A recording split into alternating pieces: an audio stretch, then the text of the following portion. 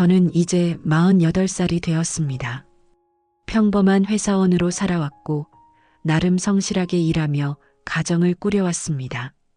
아내와는 26에 결혼해 어느덧 22년의 세월이 흘렀습니다. 두 아이는 이미 대학생이 되어 각자의 길을 걷고 있었습니다. 그날은 평소와 다름없는 화요일이었습니다. 아침에 일어나 출근 준비를 하던 중 갑자기 가슴에 통증이 느껴졌습니다. 처음에는 소화가 잘 안 된 것이라 생각했습니다. 그러나 통증은 점점 심해졌고 식은땀이 흐르기 시작했습니다. 아내는 출장을 가서 집에 없었고 아이들은 기숙사에서 지내고 있었습니다. 괜찮아. 잠시 쉬면 나아지겠지. 그렇게 생각하며 침대에 누웠지만 통증은 더욱 심해졌습니다. 손이 떨리는 상태로 휴대폰을 들어 119에 전화를 걸었습니다. 그리고 구급차가 오는 15분 동안 저는 처음으로 죽음의 공포를 느꼈습니다. 병원에 도착해서야 알게 되었습니다. 심근경색이었습니다. 의사는 다행히 골든타임 내에 도착했다며 안심시켰지만 앞으로의 생활에 많은 변화가 필요하다고 했습니다. 식이요법, 운동, 약물치료, 그리고 무엇보다 스트레스를 줄여야 한다고 했습니다. 입원실에 누워 천장을 바라보며 생각했습니다. 내가 누구에게 연락해야 할까?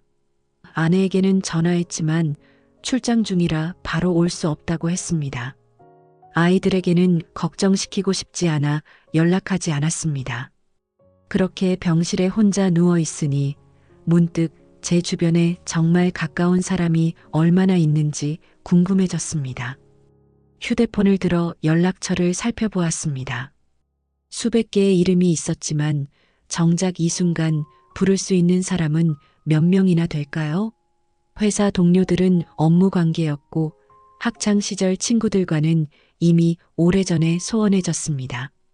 이웃과도 인사만 할 뿐 깊은 관계는 없었습니다. 결국 아무에게도 연락하지 못했습니다.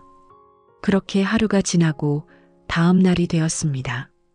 여보세요? 어떻게 지내고 있어요? 아내가 병실에 들어왔습니다. 출장을 중단하고 바로 왔다고 했습니다. 그녀의 얼굴에는 걱정과 피로가 가득했습니다. 그리고 뒤이어 두 아이도 왔습니다. 학교를 빠지고 달려왔다고 했습니다. 아빠 괜찮아요? 너무 걱정했어요. 아이들의 얼굴에서 진심 어린 걱정을 보았습니다. 그 순간 눈물이 흘렀습니다. 나는 외롭지 않았습니다. 가장 소중한 사람들이 내 곁에 있었으니까요. 하지만 그날 이후 제 삶은 완전히 바뀌었습니다. 회사에서는 오랜 병가를 내야 했고 재택근무로 전환했습니다. 수입은 줄었지만 건강을 위해서는 어쩔 수 없는 선택이었습니다. 아내는 제 간병을 위해 자신의 일을 조정했습니다. 아침마다 약을 챙겨주고 건강식을 준비해 주었습니다. 때로는 제가 짜증을 내기도 했습니다. 갑자기 의존적이 된 자신이 싫었기 때문입니다. 미안해, 내가 이렇게 되어서. 왜 자꾸 미안하다고 해? 우리가 가족이잖아. 아내의 말에 또다시 눈물이 났습니다.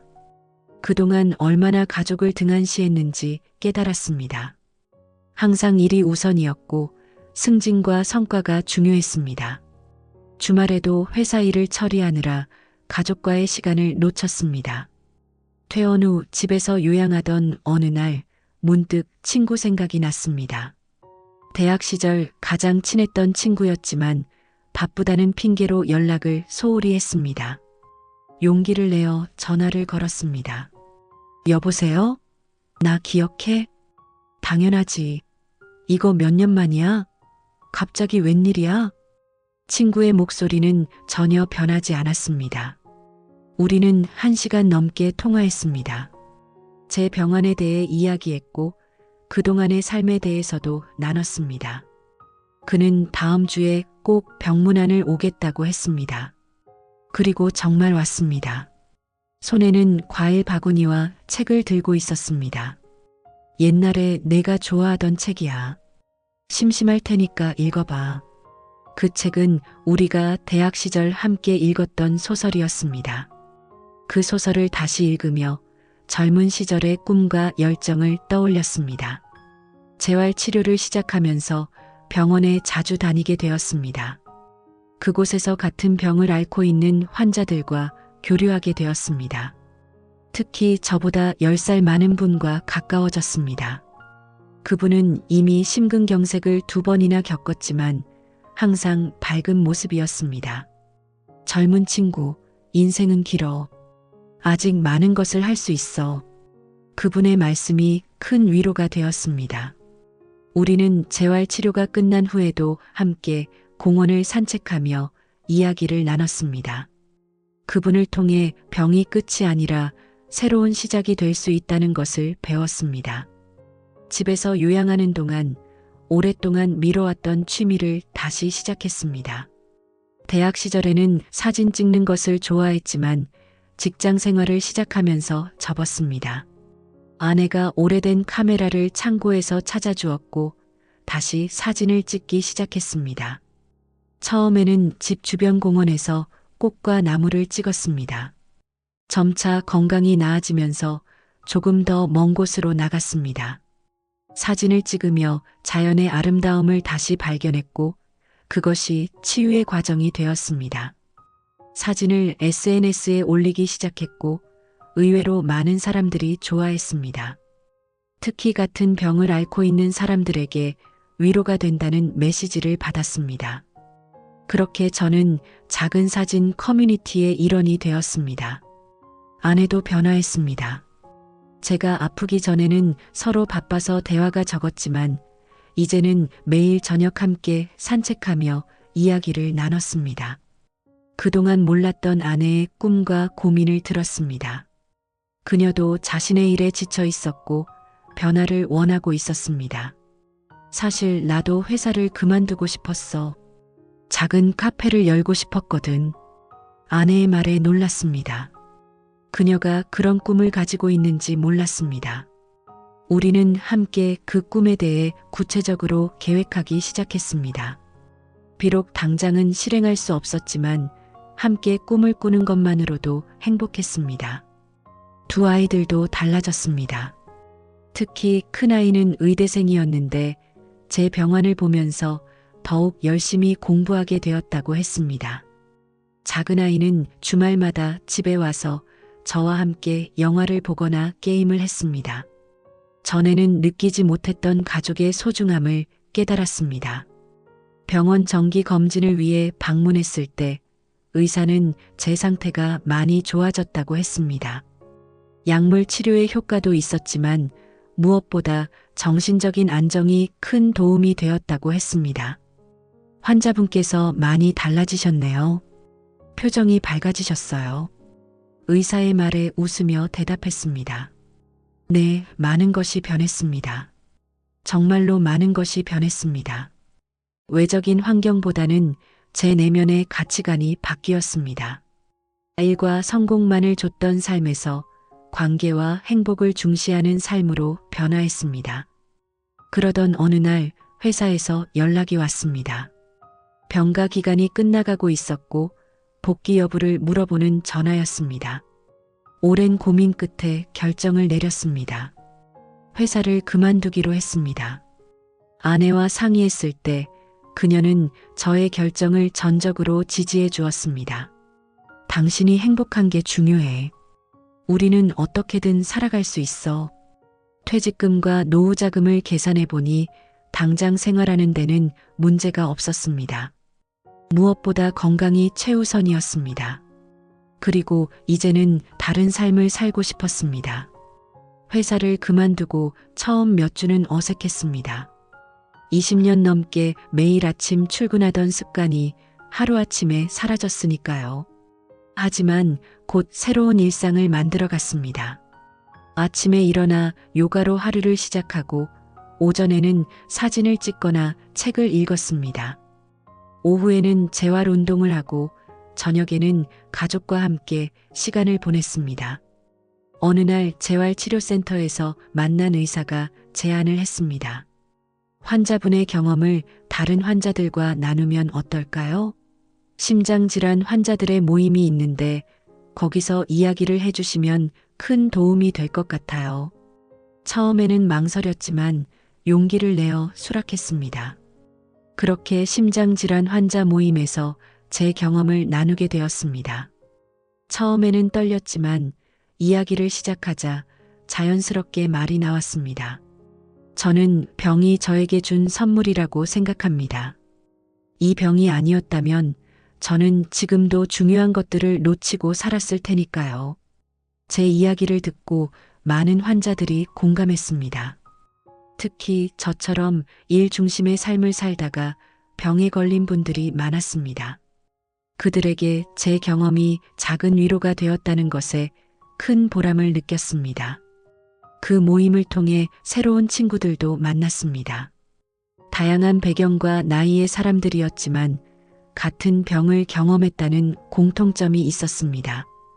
우리는 서로의 경험을 나누며 위로받고 함께 성장했습니다. 아내의 카페 꿈도 조금씩 현실이 되어갔습니다. 우리는 작은 창고를 개조해 미니 카페를 만들었습니다. 아직 사업자 등록을 하진 않았지만 주말마다 이웃들을 초대해 아내가 만든 커피와 디저트를 나눴습니다. 아내의 표정이 그 어느 때보다 밝았습니다. 언젠가는 진짜 카페를 열 수 있을 거야. 아내의 꿈을 응원하며 저도 새로운 꿈을 꾸기 시작했습니다. 사진 작가로서의 꿈이었습니다. 전문적인 장비를 갖추진 못했지만 제가 가진 카메라로 최선을 다해 사진을 찍었습니다. 지역 갤러리에서 열리는 아마추어 사진전에 용기를 내어 작품을 출품했습니다. 놀랍게도 제 사진이 선정되었고 작은 전시회에 참여하게 되었습니다. 전시회 오퍼닝 날 가족들과 친구들이 와서 축하해 주었습니다. 그 순간 느낀 행복은 이전에 회사에서 승진했을 때보다 더 컸습니다. 1년이 지나고 정기 검진 결과 제 상태는 안정적이었습니다. 약물 복용은 계속해야 했지만 일상생활에는 큰 지장이 없었습니다. 의사는 제 회복 속도에 놀라워했습니다. 마음의 평화가 최고의 약입니다. 의사의 말에 고개를 끄덕였습니다. 정말 그랬습니다. 스트레스가 줄어들고 행복한 시간이 늘어나면서 건강도 함께 좋아졌습니다. 그러던 어느 날 옛 회사 동료가 연락해 왔습니다. 그는 제가 퇴사한 후 승진했고 이제는 팀장이 되었다고 했습니다. 축하의 말을 전했지만 그의 목소리에서 피로감이 느껴졌습니다. 솔직히 부럽다. 넌 이제 자유롭잖아. 나는 여전히 이 쳇바퀴 속에서 뛰고 있고 그의 말에 어떻게 대답해야 할지 망설였습니다. 병이 없었다면 저도 여전히 그 쳇바퀴 속에 있었을 테니까요. 하지만 지금의 저는 그 삶으로 돌아가고 싶지 않았습니다. 언제든 변할 수 있어. 내가 그랬듯이. 우리는 오랜만에 만나 식사를 했습니다. 그는 회사 이야기를 했고 저는 제 새로운 삶에 대해 이야기했습니다. 대화를 나누면서 그도 자신의 삶에 대해 생각해보게 되었다고 했습니다. 이제 제 병환이 있은 지 1년 반이 지났습니다. 겉으로 보기에 저는 예전과 다를 바 없지만 내면은 완전히 달라졌습니다. 더 이상 남들의 시선이나 성공의 잣대에 연연하지 않게 되었습니다. 제 행복과 건강, 그리고 사랑하는 사람들과의 관계가 가장 중요해졌습니다. 아내의 작은 카페는 입소문을 타고 이웃들 사이에서 유명해졌습니다. 결국 우리는 용기를 내어 정식으로 카페를 열기로 했습니다. 동네 상가에 작은 공간을 임대했고 둘이서 함께 인테리어를 했습니다. 비용을 아끼기 위해 많은 부분을 직접 했지만 그 과정이 즐거웠습니다. 카페 오픈 날 많은 사람들이 축하해 주러 왔습니다. 가족들, 친구들, 이웃들, 그리고 병원에서 만난 환자들도 왔습니다. 아내의 꿈이 이루어지는 순간이었고 저에게도 새로운 시작이었습니다. 카페 한쪽 벽면에는 제 사진들을 전시했습니다. 자연 풍경부터 일상의 소소한 모습까지 다양한 사진들이었습니다. 손님들이 커피를 마시며 사진을 감상했고 가끔은 구매 문의도 들어왔습니다. 그렇게 우리의 새로운 삶이 시작되었습니다. 아내는 카페를 운영하고 저는 사진 작업을 하면서 카페 일을 도왔습니다. 수입은 예전보다 적었지만 삶의 만족도는 비교할 수 없이 높았습니다. 큰아이는 의대를 졸업하고 인턴 생활을 시작했습니다. 작은아이는 대학을 졸업하고 취업을 준비 중이었습니다. 두 아이 모두 부모의 변화를 긍정적으로 받아들였고 자신들의 삶에 대해서도 더 진지하게 생각하게 되었다고 했습니다. 아빠 예전에는 성공이 돈을 많이 버는 거라고 생각했는데 이제는 행복한 게 진짜 성공인 것 같아요. 큰아이의 말에 뭉클했습니다. 아이들에게 좋은 본보기가 되지 못했다고 생각했는데 이런 식으로라도 긍정적인 영향을 줄 수 있어서 다행이었습니다. 카페가 자리를 잡으면서 아내는 새로운 시도를 했습니다. 심장 건강에 좋은 디저트와 음료를 개발한 것입니다. 저염, 저지방, 그리고 항산화 성분이 풍부한 재료를 사용했습니다. 이 메뉴들은 특히 건강에 관심 있는 손님들에게 인기가 있었습니다. 더불어 카페에서 월 한 번 건강 강좌를 열었습니다. 제가 아는 의사들과 영양사들을 초청해 다양한 주제로 이야기를 나눴습니다. 이 강좌는 지역 주민들에게 유익한 정보를 제공하는 동시에 카페의 이미지도 높였습니다. 저는 사진 활동을 계속하면서 심장질환 환자들의 모임에서도 정기적으로 강연을 했습니다. 제 경험이 다른 환자들에게 도움이 된다는 사실이 기뻤습니다. 그들 중 일부는 저처럼 삶의 방향을 바꾸기도 했습니다. 선생님 덕분에 용기를 냈어요. 저도 제 꿈을 찾아 도전하려고 해요. 한 환자의 말에 깊은 보람을 느꼈습니다.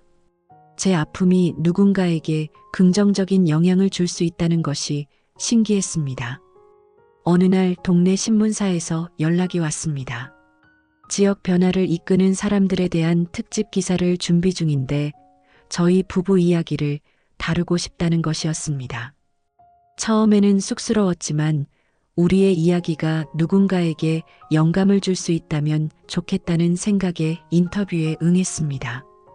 기사가 나간 후 더 많은 사람들이 카페를 찾아왔습니다.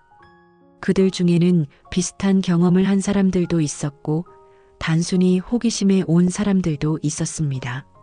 하지만 모두 우리의 이야기에 공감했고 카페의 따뜻한 분위기를 좋아했습니다.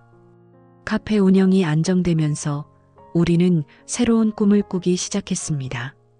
더 많은 사람들에게 건강한 삶의 중요성을 알리는 것이었습니다.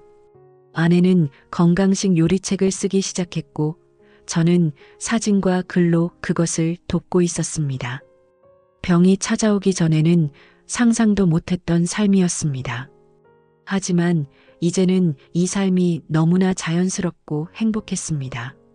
세 번째 정기 검진에서 의사는 제 상태가 매우 안정적이라고 했습니다.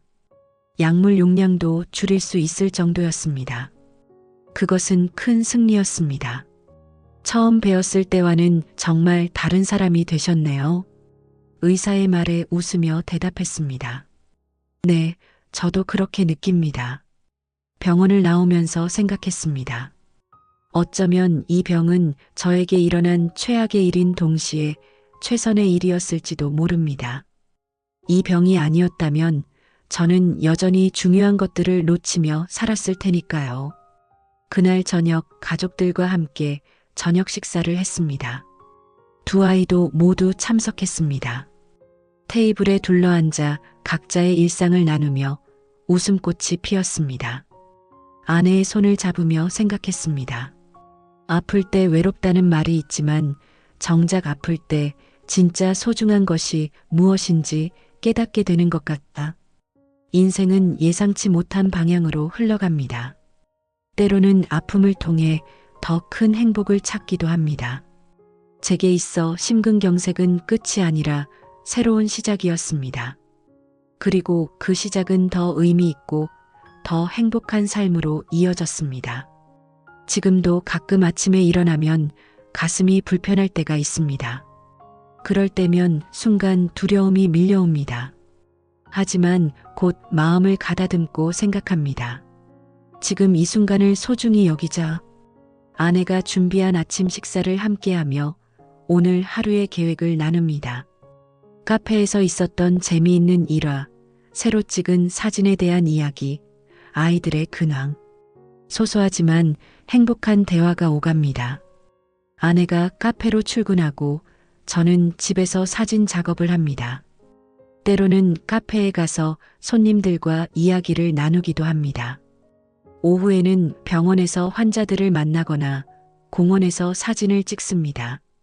저녁에는 아내와 함께 산책을 하며 하루를 마무리합니다.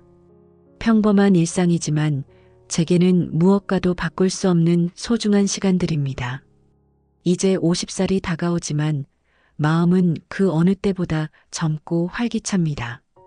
앞으로의 삶에 대한 두려움보다는 기대가 더 큽니다.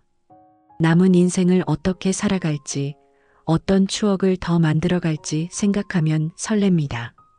어느 날 카페에 한 노부부가 찾아왔습니다. 80대로 보이는 그들은 손을 꼭 잡고 들어왔습니다. 커피를 주문하시고 조용히 대화를 나누시는 모습이 너무 아름다웠습니다. 무심코 그 모습을 사진에 담았습니다. 죄송합니다. 너무 아름다우셔서 사진을 찍었습니다. 불편하시면 지울게요. 아니요, 괜찮습니다. 오히려 영광이지요. 노부부는 웃으며 대답하셨습니다. 그리고 자신들의 이야기를 들려주셨습니다. 60년 넘게 함께 하셨다고 했습니다.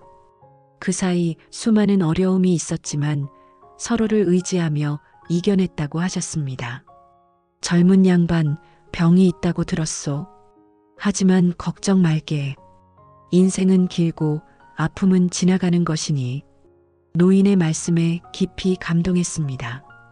그분들처럼 오랫동안 아내와 함께 할 수 있다면 그것이야말로 진정한 축복일 것입니다. 그 후로도 그 노부부는 종종 카페를 찾아오셨습니다. 저는 그분들의 이야기를 들으며 많은 것을 배웠습니다. 삶의 지혜, 관계의 소중함, 그리고 어려움을 이겨내는 용기까지. 아내와 저는 그분들처럼 오래오래 함께하기로 약속했습니다. 건강관리에 더욱 신경 쓰고 서로를 더 아끼며 살기로 했습니다. 우리도 저렇게 나이 들자. 아내의 말에 고개를 끄덕였습니다. 그렇게 나이 들 수 있다면 더 바랄 것이 없을 것입니다. 심근경색 이후 3년이 지난 지금 저는 완전히 다른 사람이 되었습니다.